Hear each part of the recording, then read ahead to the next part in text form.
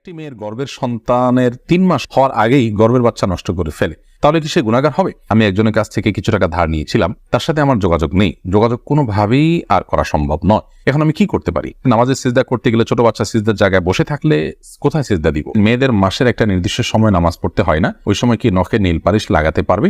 আমার ভাতিজা আমাকে ছোট আব্বু বলে ডাকে, এতে কোনো সমস্যা হবে কিনা? পরিবারের সদস্যদের সঙ্গে শান্তি বজায় রাখার জন্য ছোট ছোট মিথ্যা বলা যাবে কিনা? ফরজ নামাজ শেষে বৈঠকে দুরূদ শরীফ পড়া শেষ করার পূর্বেই ইমাম সালাম ফিরিয়ে ফেললেন, সেক্ষেত্রে আমার করণীয় কি? কেউ যদি ঢিলা কুলুপ না করে ওযু করে তাহলে কি তার ওযু হবে? প্রশ্ন উত্তর দেওয়ার আলোকিত ভবনে আমরা প্রবেশ করি। আরফাত ফারজান আপনি লিখেছেন, স্বামীর সামনে টিপ লাগালে গুনাহ হবে কি? সৌন্দর্য বর্ধনের জন্য লাগাতে পারেন, কোনো অসুবিধা নেই, সেটি জায়েজ আছে। এরপরে MRS তাবিয়াত ইয়াদিক আপনি লিখেছেন, মেয়েদের মাসের একটা নির্দিষ্ট সময় নামাজ পড়তে হয় না, ওই সময় কি নখে নীল পালিশ লাগাতে পারবে?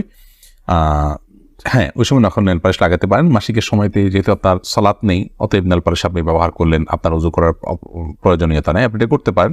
এরপর যখন পবিত্র হবেন তখন আপনি সেখান থেকে নেল পালিশগুলোকে রিমুভ করে আপনি ওযু করে নামাজ পড়লেন, এটা জায়েজ আছে, কোনো অসুবিধা নেই।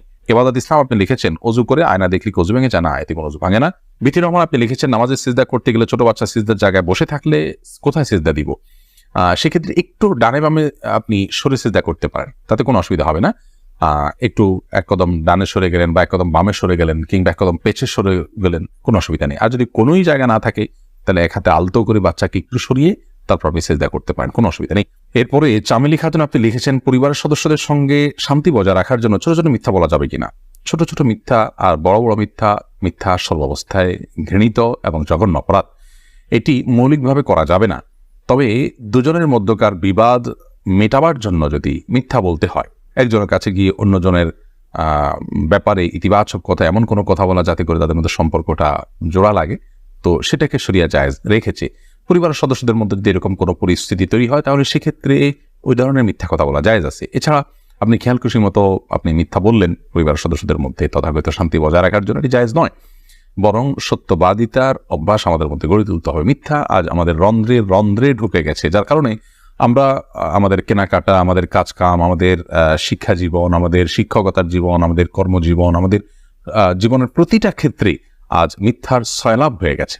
এই জায়গায় পরিবারের শান্তি বজায় রাখার নাম দিয়ে আবার তথাকথিত ছোট ছোট মিথ্যা বলার বিষয়টি কখনো অনুমোদিত হতে পারে না।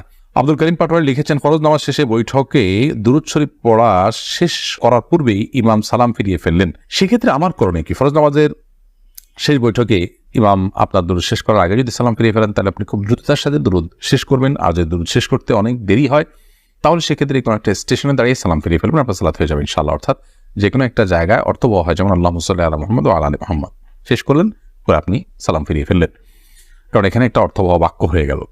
আর যদি শেষের দিকে থাকেন তাহলে দ্রুততার সাথে শেষ করে তারপর আপনি সালাম ফিরিয়ে ফেলবেন।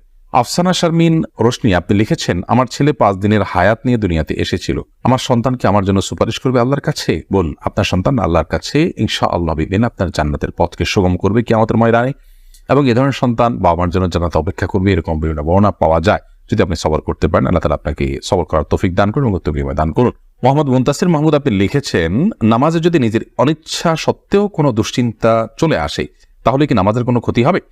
নামাজের মধ্যে নিজের অনিচ্ছা সত্ত্বেও যদি দুশ্চিন্তা আসে তাহলে সেক্ষেত্রে এই দুশ্চিন্তা ফলশ্রুতিতে একজন মানুষ গুনাহগার হবেন না, বিশেষ করে যদি একান্তই অনিচ্ছায় আসে, কিন্তু সেটাকে যদি কন্টিনিউ করতে থাকেন তিনি, অর্থাৎ ভাবতেই থাকেন, ধরুন দুনিয়ার কোনো বিষয় মনে পড়লো আপনার জন্য যেটা দুশ্চিন্তার, এরপর ওইটা নিয়ে আপনি নামাজের মধ্যে ভাবতেই থাকলেন, তাহলে সেটা অবশ্যই আপনার জন্য গুনাহের বিষয় হবে এবং নামাজের আপনার যে প্রাণ সেটাকে নষ্ট করবে।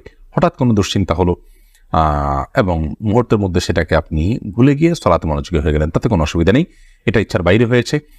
আর আখিরাত নিয়ে, আল্লাহর ভয়, কবরের আযাব, এই জাতীয় বিষয় নিয়ে যদি আপনার দুশ্চিন্তা হয় সেটা তো খুব প্রশংসনীয় বিষয়, কারণ সেটা আপনার সালাতকে আরো বেশি আপনার আল্লাহর কাছে গ্রহণযোগ্য করবে ইনশাআল্লাহ।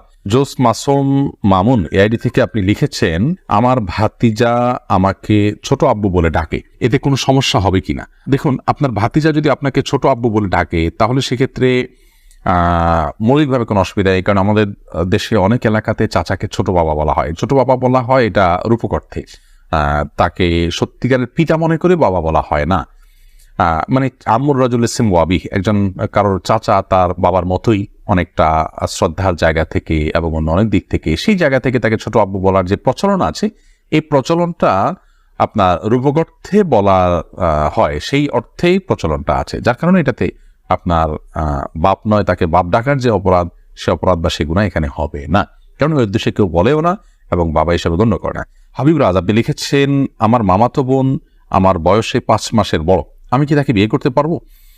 দেখুন, যিনি বয়সে বড় তার সাথে বিবাহ বন্ধনে আবদ্ধ হওয়া মৌলিকভাবে জায়েজ আছে, এটি কোনো নাজায়েজ বা হারাম কোনো বিষয় নয়। আমাদের সমাজে এটাকে দোষণীয় মনে করা হয়, সেটা আমাদের সমাজের দোষ বলতে পারেন। শরিয়াত এটাকে যাকে আপনার নিষিদ্ধ করেনি, বিধায় বয়সে বড়র সাথে বিবাহ বন্ধনে আবদ্ধ হতে পারে। বিশেষ করে নবী করিম সাল্লাল্লাহু আলাইহি সাল্লাম তিনি নিজেও খাদিজা রাদিয়াল্লাহু তাআলা আনহাকে বিয়ে করেছেন, তখন খাদিজা রাদিয়াল্লাহু তাআলা আনহা বয়স তার চাইতে বেশি ছিল। তো এখান থেকে বোঝা যায় নিজের চাইতে বয়সে বড় কাউকে বিয়ে করাটা শরিয়াত দৃষ্টিকোণ থেকে মৌলিকভাবে অনুমোদিত। এটাকে দোষণীয় মনে করাটা বরং দোষের বিষয়। আমাদের শরিয়াতে এত ফ্লেক্সিবল রেখেছে বিষয়গুলোতেই, অথচ আমরা সেগুলোকে অনেক বেশি আপনার সংকুচিত করে ফেলছি, এবং যার ফলশ্রুতিতে নানা রকমের অপরাধ প্রবণতা কিন্তু আমাদের সমাজে বেড়ে চলেছে। শারমিন আক্তার আপনি লিখেছেন, আমি একজনের কাছ থেকে কিছু টাকা ধার নিয়েছিলাম, তার সাথে আমার যোগাযোগ নেই, যোগাযোগ কোনোভাবেই আর করা সম্ভব নয়, এখন আমি কি করতে পারি? আপনি যদি তার সাথে যোগাযোগের কোনো সুযোগ না থাকে এবং যোগাযোগের কোনো সম্ভাবনা না থাকে, তাহলে সেক্ষেত্রে ওই টাকাটা কোনো গরিব দুঃখীকে দান করে দিবেন তার তরফ থেকে, অর্থাৎ তার তরফ থেকেই ডোনেশন করে দিলেন, দান করে দিলেন, সবটা তার আমল নামায় যুক্ত হলেন, মাধ্যমে ইনশাআল্লাহ আপনি দায়মুক্ত হওয়ার চেষ্টা করতে পারেন। তারিমা আপনি লিখেছে, আমি প্রেম করে বিয়ে করেছি, হারাম সম্পর্ক করেছি, এখন কি করলে আল্লাহ আমার সংসার জীবনকে সুখের করবে?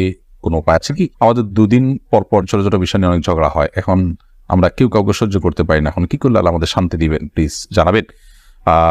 বোন তারিমা, আপনারা আল্লাহর কাছে আগের কৃতকর্মের জন্য লজ্জিত হয়ে ধন্যবাদ ক্ষমা চাইবেন, চোখের পানি ফেলে মাপ চাইবেন যে আল্লাহ আমাদের অন্যায়ের জন্য আপনি মাফ করে লজ্জিত থাকবেন। এর পাশাপাশি সুখী দাম্পত্য জীবনের জন্য আল্লাহর কাছে বিশেষভাবে দোয়া করবেন, সেই সাথে সুখী দাম্পত্যের জন্য যে আমলগুলো আছে সেগুলো করবেন, সবর এটার কসরত করবেন, যে ধৈর্য ধরে ধৈর্যের পাহাড় হওয়ার চেষ্টা করবেন, ইনশাআল্লাহ আল্লাহ তাআলা আপনাদেরকে সুখী করবেন। এ বিষয়ে আমাদের অনেকগুলো পরামর্শমূলক ভিডিও আছে, সেগুলো শুনতে পারেন। এমনি আলামিন লিখেছেন, কেউ যদি ঢিলা কুলুপ না করে অজু করে তাহলে কি তার অজু হবে? যদি পেশাবের পর পানি ব্যবহার করেন, তারপর আর পানি ফোটা পেশাব ফোটা না বাইর হয়, অজু হয়ে যাবে, ঢিলা করা তার জন্য ফরজ ওয়াজিব নয়। আর যদি আশঙ্কা থাকে তাহলে সেক্ষেত্রে আশঙ্কা দূর করা পর্যন্ত তিনি অপেক্ষা করা বা যেভাবে হোক এটা করা উচিত। তবে ঢিলা কুলুপ না করে পানি ব্যবহার করলেও পবিত্র হয়ে যাবে, অজু করলে নামাজ হয়ে যাবে। আরফাত ফারজান আপনি লিখেছেন, আমি নামাজ পড়ার সময় আমার ছোট বাচ্চা নামাজের সামনে হাঁটাহাঁটি করে, এদিকে ওর বা আমার কোনো গুনাহ হবে না, এতে গুনাহ হবে না।